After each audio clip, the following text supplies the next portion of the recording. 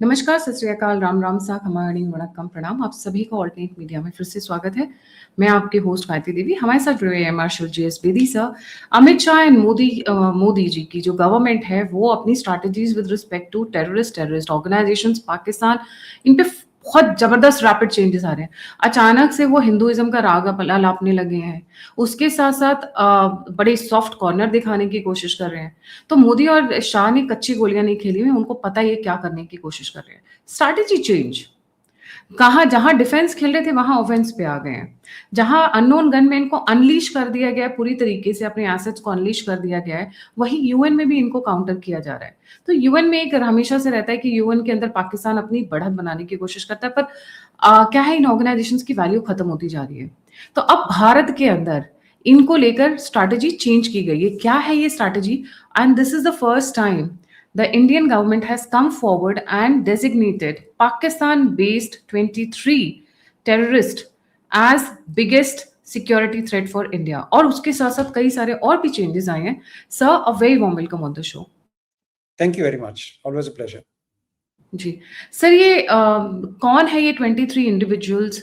और पहले तो ज्यादातर हम लोग इंडिविजुअल्स की बजाय हम लोग ऑर्गेनाइजेशंस को बैन करते थे, ऑर्गेनाइजेशंस के ऊपर लगाया जाता था रेस्ट्रिक्शंस। अभी ये अचानक से क्या चेंज हुआ है, क्या स्ट्रैटेजी में शिफ्ट हुआ है और क्यों स्ट्रैटेजी में ये शिफ्ट किया गया है? जी बहुत इम्पोर्टेंट मुद्दा है ये। देखिए, बड़ी खबर निकल के आई है कि 23 टेररिस्ट्स को इंडिविजुअली बैन किया गया, और जिसमें 17, जैसे आपने बोला, पाकिस्तानी नेशनल्स हैं, 6 इंडियन नेशनल्स हैं, पर ऑपरेट पाकिस्तान से कर रहे हैं। सो अब ये है जो यूएपीए है, अनलॉफुल एक्टिविटीज प्रिवेंशन एक्ट, ये कोई नया नहीं है ना, 1967 में बना था ये, अगेंस्ट सेसेशनिस्ट मूवमेंट्स। ओके, पर वो चल रहा था, ऑर्गेनाइजेशंस बैन होती थी वर्ल्ड ओवर भी, जैसे यूएसए है, ये आप ले लीजिए, अलकायदा को ले लीजिए, एलईटी को ले लीजिए, जैश ए मोहम्मद को ले लीजिए। तो ये क्या है, एफटीओ करके इनको डिक्लेयर करते थे, फॉरेन टेररिस्ट ऑर्गेनाइजेशंस। ऑर्गेनाइजेशंस की बात होती थी हमेशा कि ऑर्गेनाइजेशन को बैन कर दिया, उसको बैन कर दिया। और फिर के ये क्या करते थे लोग कि ऑर्गेनाइजेशन का नाम चेंज कर लो आप। जैसे एक किसी ऑर्गेनाइजेशन को बैन किया है तो उसका नाम चेंज कर दो, आप दूसरी ऑर्गेनाइजेशन बना लो। जैसे लश्कर तैयबा भी है, लेट 80s में फॉर्म हुई थी पाकिस्तान में, और बाद में जब ये सैंक्शंस वगैरह के चक्कर में आई तो उसका नाम शायद उन्होंने जमात उद्दावा रख दिया, कि भी ये तो डिफरेंट ही ऑर्गेनाइजेशन है, बंदे वही हैं। तो उससे क्या होता था, कोई आइडेंटिटी नहीं है। अब ये जो गवर्नमेंट की पॉलिसी रही है, जैसे आपने बताया, zero tolerance policy against terrorism, ये 1967 के एक्ट में एक बहुत खास जो अमेंडमेंट की गई, पार्लियामेंट एक्ट पास किया गया, लॉ पास किया गया इन 2019, जिसमें ये कहा गया कि भाई हम ऑर्गेनाइजेशंस को नहीं, इंडिविजुअल्स को टारगेट करेंगे, क्योंकि जो इंडिविजुअल है वो टेररिस्ट है। Organization is a very broad face, उसमें क्या ही फर्क पड़ता है, ठीक है।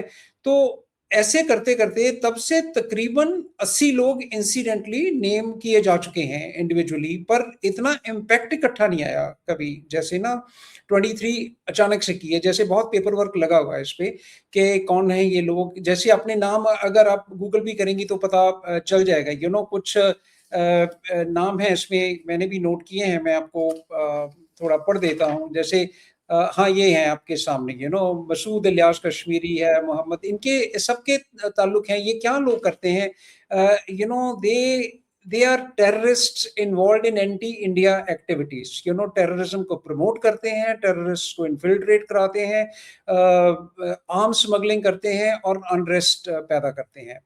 अब इनको इंडिविजुअली टारगेट करने का क्या फायदा होगा कि जब किसी ऑर्गेनाइजेशन को आप बैन करते हो, जैसे मैंने बताया, किसी इंडिविजुअल पे कोई फर्क नहीं पड़ता है, पर अब जो इंडिविजुअल्स नेम करके आप आगे लेके आएंगे, उनको एक्सपोज किया जा सकता है, उन पे इंडिविजुअली बैन्स लगाए जा सकते हैं, उनको कई इसके फायदे हैं जो मैं आपको गिनाता हूँ, जस्ट एज ए कि क्या इसका आइडिया है। देखिए, एक तो ऑपरेशनल मोमेंटम बनता है। जैसे आप इंडिया की सिक्योरिटी फोर्सेस हैं, देखो हमारे जे.एंड.के में 5 डिविजन लगी हुई हैं, मैं पहले एक फायदा गिनाना चाहूंगी।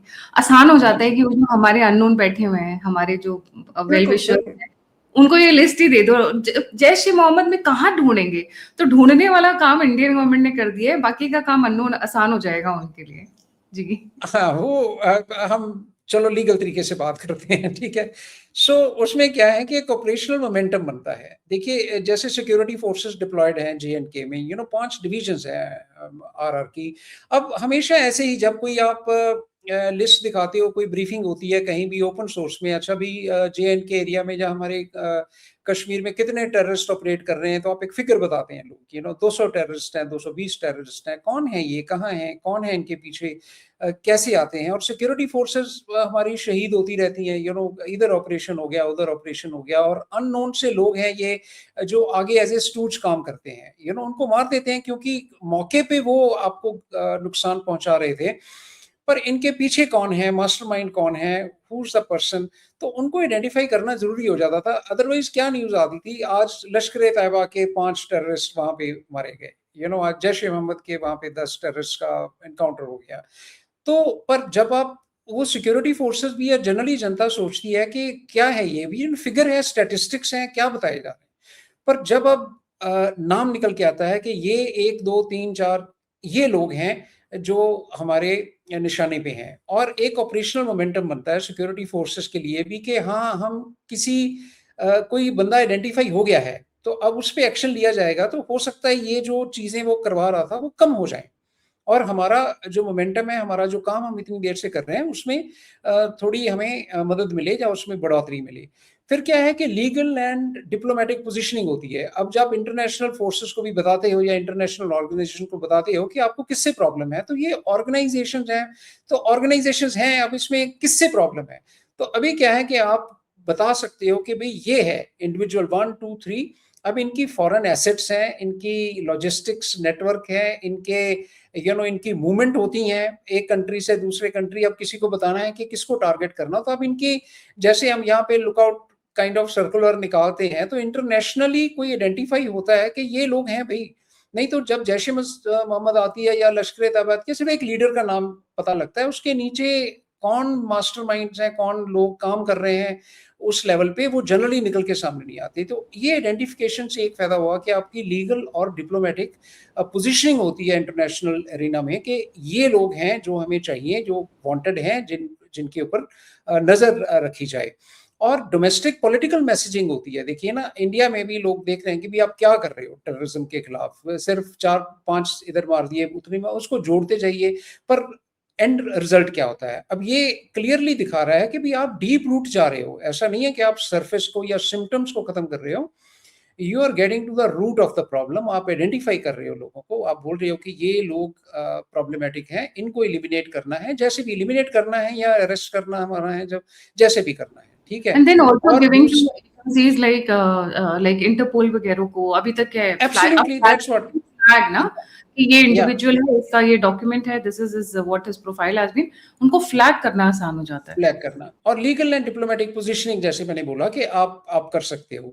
इनकी जो फाइनेंशियल एंड लॉजिस्टिक डिसरप्शन आप कर सकते हो, बिकॉज अल्टीमेटली जो ऑर्गेनाइजेशन है इज मेड ऑफ पीपल। तो जब हम बोलते हैं कि लश्कर ए तैयबा या जैश ए मोहम्मद एक जगह से दूसरी जगह पे जा रही है, तो कौन जा रहा है, उसमें से लोग जा रहे हैं ना। तो अगर आपके पास आइडेंटिफाई होते हैं, अब नॉर्मल क्या होता है, जैसे आपने एनकाउंटर किया या जैसे आपने उनके लोग मारे, टेररिस्ट मारे, तो उसके बाद में आपको पता चलता है ये कौन लोग थे।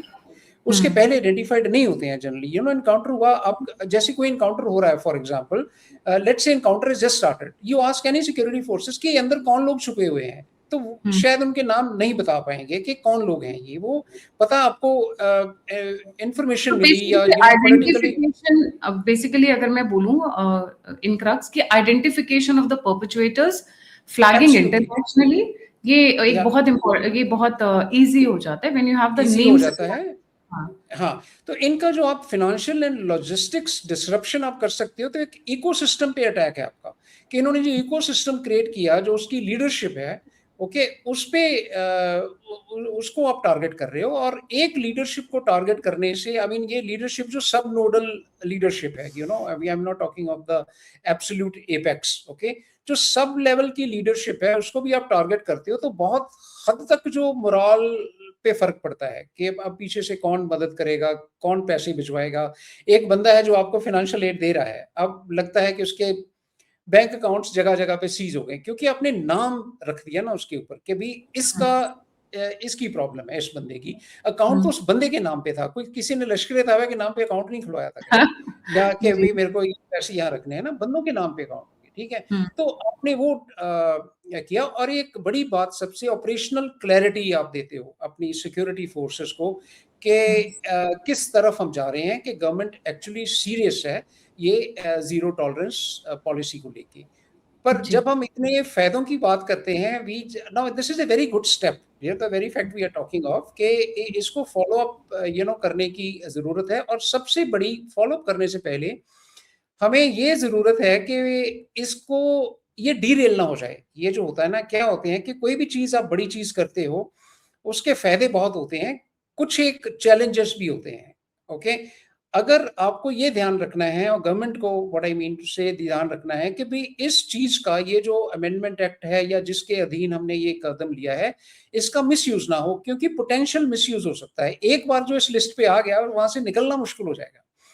तो अगर कोई किसी को इंडिविजुअली टारगेट तो नहीं कर रहा या किसी को पर्सनल लेवल पे कोई नुकसान नहीं पहुंचा रहा, उस तरह का अगर मिसयूज गवर्नमेंट कंट्रोल करती है तो इसके खिलाफ किसी को कुछ बोलने के लिए रह नहीं जाता। अदरवाइज क्या है कि राइट। एक भी केस अगर ऐसा आता है तो फिर आपको पता है कि तरह तरह के लोग हैं, उसको हुँ। बात का बतंगड़ जैसे हम बोलते हैं बना के उसको पेश किए फिर जा मुझे सकते हैं ऐसा कि लगता नहीं है गिवन क्योंकि ये सारा आर्मी देखती है, सो इट डज़न्ट बिकम कि लोकल पुलिस इन्वॉल्वड हो रही है या कुछ और हो रहा है, बट मुझे नहीं लगता इस तरीके का नेगेटिव फॉल आउट होना नहीं चाहिए। होगा, नहीं बट होगा। It is just कॉशनिंग in the sense जैसे आप किसी प्रॉब्लम को अगर पहले से देखते हो, what is vision after all, you are ready for it, then your narrative is ready for it, otherwise you are caught off guard.